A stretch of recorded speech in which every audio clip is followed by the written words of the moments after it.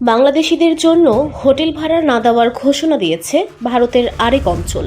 বাংলাদেশে সংখ্যালঘুদের উপর নির্যাতন কথিত ভারত বিরোধী কার্যক্রমের প্রতিবাদে এই সিদ্ধান্ত নিয়েছে তারা। মঙ্গলবার ভারতের সংবাদ মাধ্যম টেলিগ্রাফ ইন্ডিয়ার এক প্রতিবেদনে এ তথ্য জানানো হয়েছে।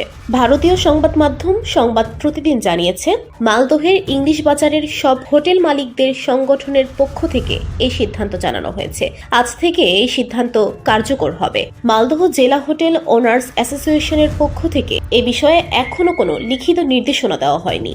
সংগঠনের সাধারণ সম্পাদক ও জেলা বণিক সমিতির সদস্য কৃষ্ণেন্দু চৌধুরী বলেন, সরকারি বা বেসরকারিভাবে কিছু জানানো হয়নি, তবে পরিস্থিতির আলোকে নিজেদের নিরাপত্তার স্বার্থে সংগঠনের সদস্যদের এমন সিদ্ধান্তের কথা জানানো হয়েছে, যদিও এ নিয়ে কোনো নির্দেশনা প্রকাশ করা হয়নি। মালদহের হোটেল মালিক সৌরভ ভদ্র রায় বলেন, বাংলাদেশে অস্থিরতা চলছে, সীমান্তে অনুপ্রবেশের ঘটনা ঘটছে, এতে হোটেল মালিকরা উদ্বিগ্ন, ফলে নিজেদের নিরাপত্তা নিয়ে ভাবতে হচ্ছে।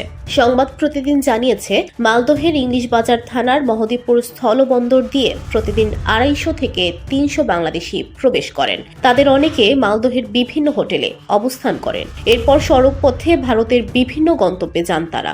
তবে বর্তমান পরিস্থিতির কারণে এ সংখ্যা অনেক কমে গেছে। এর আগে বাংলাদেশিদের জন্য ত্রিপুরায় হোটেল পরিষেবা বন্ধ করে দেওয়া হয়েছে। সোমবার রাতে ত্রিপুরার হোটেল মালিকদের এক সভা থেকে এ সিদ্ধান্ত জানিয়ে বিজ্ঞপ্তি দেওয়া হয়। VOD Bangla news desk.